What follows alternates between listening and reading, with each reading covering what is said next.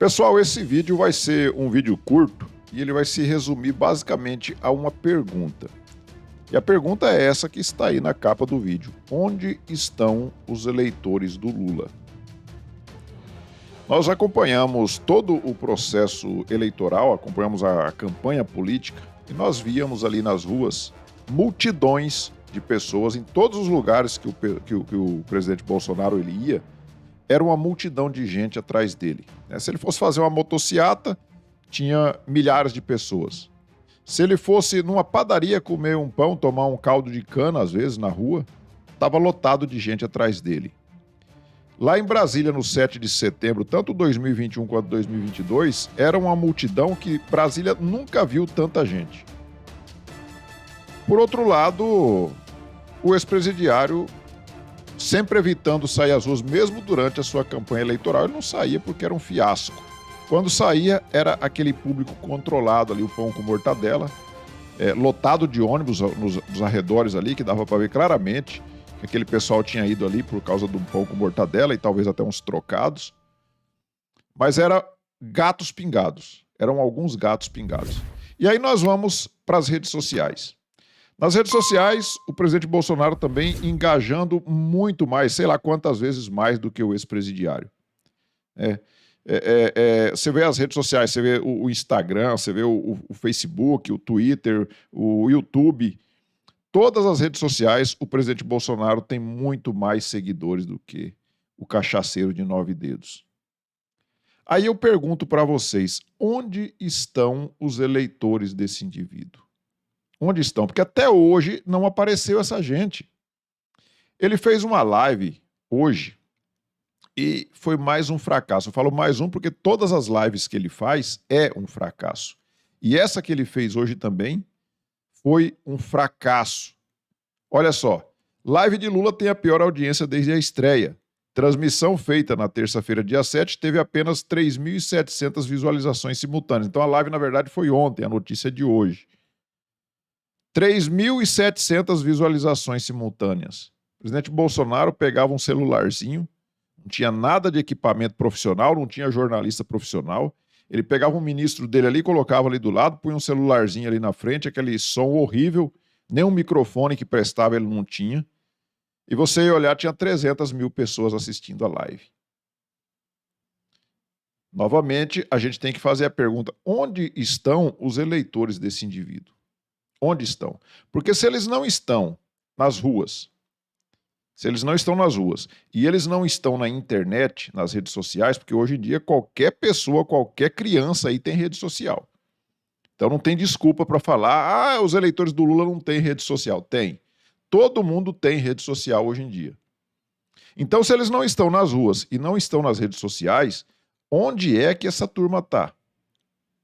Eu sei que nas urnas eles apareceram. Intrigante o fato de que houve toda uma resistência enorme. Nós vimos o Barroso indo para dentro do Congresso para evitar que nós tivéssemos ali o voto com a impressão ali, com o comprovante, né, físico, para que fosse feita ali uma recontagem, se fosse possível fazer uma recontagem com os votos físicos. E aí teve toda essa celeuma, toda essa resistência do sistema, o Barroso encabeçando aquilo ali, o Alexandre de Moraes e todo o pessoal ali do TSE, do STF, e não quiseram de jeito nenhum o voto com a urna eletrônica, com ali o comprovante físico. E aí na urna apareceram mais de 60 milhões de pessoas. Mas, novamente, a gente tem que se questionar: onde está essa gente?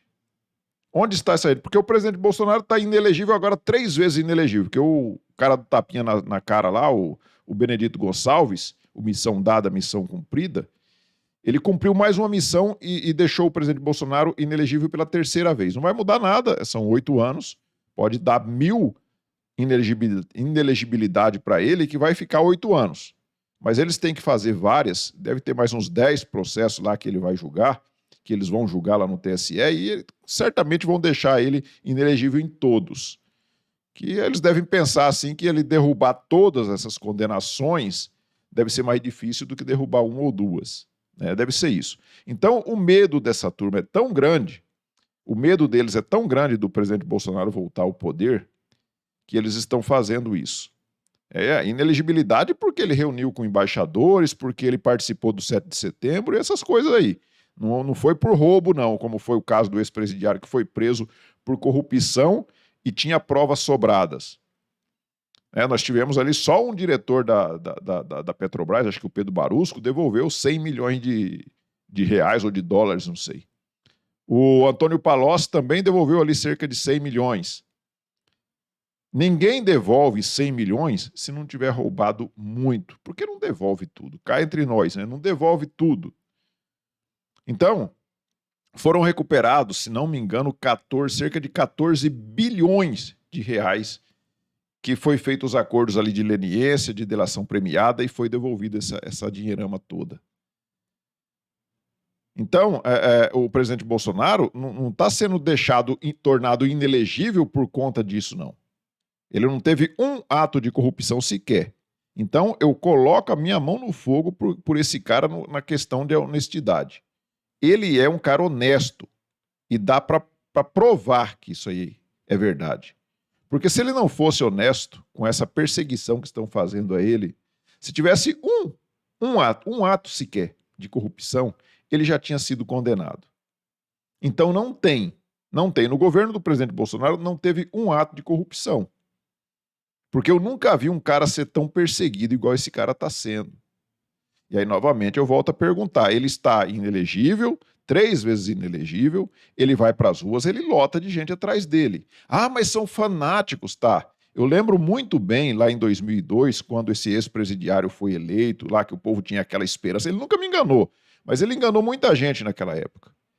E aí o povo carregava ele nos braços, assim, o PT tinha um orgulho de falar, o povo na rua é a democracia do povo na rua. Agora, quando o povo na rua é o povo da direita, eles falam que é fascismo, que é nazismo, que chama de tudo que é ismo, né? Chama de tudo que é ismo. Eles estão aí agora, né? A máscara deles cai toda hora, eles estão aí agora apoiando esse grupo terrorista aí. Contra os judeus, perseguindo os judeus, pregando o extermínio de judeus. Mas é nós que somos os nazistas, segundo eles. E aí eles carregavam esse indivíduo, esse cachaceiro, nos braços e falavam com a boca cheia que era o povo nas ruas. A democracia. Aí agora, cadê o povo? Não tem mais. Por quê? Porque o povo acordou, o povo viu a roubalheira que ele fez, ele e a turma dele, essa quadrilha que esteve no poder e que está novamente no poder. Roubaram, fizeram mensalão, fizeram petrolão, fora as outras coisas que a gente às vezes não ficou sabendo. A Dilma comprou aquela refinaria, aquele monte de ferrugem lá de Passadina num prejuízo bilionário e etc. Deu refinaria para a Bolívia, né? Teve uma refinaria que ele mandou reformar, inclusive, para doar para a Bolívia. Então, são coisas assim, atos de corrupção não faltaram nesse desgoverno desse pessoal do PT. Mas o presidente Bolsonaro que é o ladrão, é ladrão de joias, ele é não sei o quê, aí fala um monte de coisa, ele é genocida porque ele matou as pessoas. Pergunto novamente, onde estão os eleitores desse cachaceiro? Onde estão os eleitores dele? Porque se não estão no virtual, que é nas redes sociais, e não estão fisicamente nas ruas, onde é que eles estão? Nós temos que nos perguntar sobre isso o tempo todo. Onde estão os eleitores do ex-presidiário? Antigamente eu lembro que quando a gente engajava muito mais do que o PT, desde alguns anos atrás, eles inventaram o que era robô. Ah, são os robôs do Bolsonaro, os robôs do Bolsonaro. E aí quando eles viram que não tinha mais como falar que era robô, porque estava milhões de pessoas saindo nas ruas, os robôs saíram para as ruas, aí eles começaram a chamar de fascista.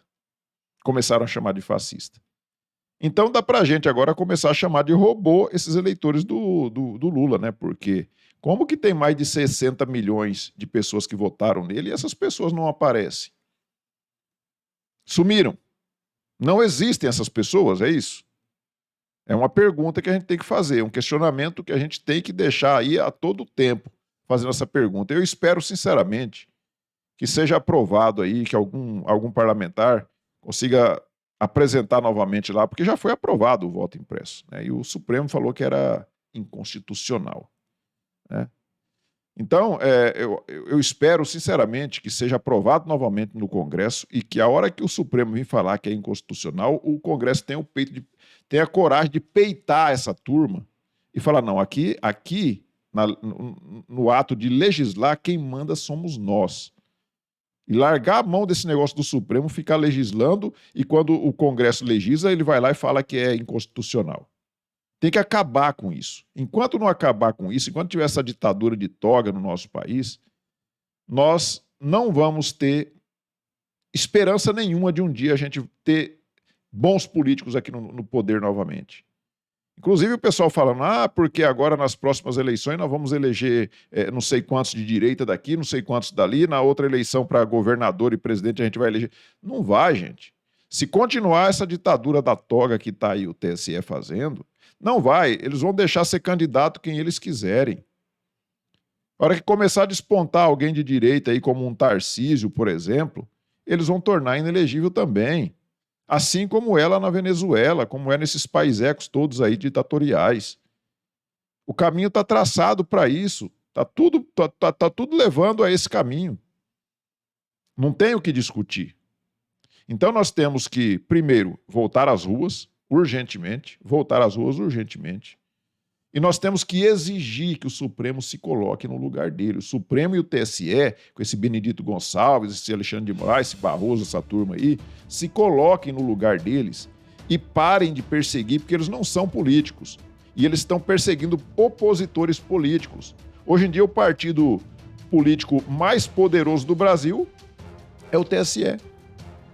A gente tem que falar isso. O partido mais poderoso hoje no Brasil se chama Tribunal Superior Eleitoral. Porque eles vencem os outros candidatos de oposição antes da eleição, tirando eles do páreo.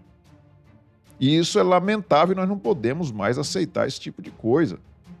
Nós temos sim que deixar o medo de lado e voltarmos para as ruas, se a gente quiser ainda ter alguma esperança nesse nosso país. Então, pessoal, peço a vocês que observem aí se já estão inscritos aqui no canal. Se não tiver, clique aí no botão inscrever, se inscreva, compartilhe esse vídeo com mais pessoas, deixe seu like, faça seus comentários. Respondam aí a pergunta, onde estão os eleitores do Lula? Respondam aí para mim. Fiquem todos com Deus. Tchau.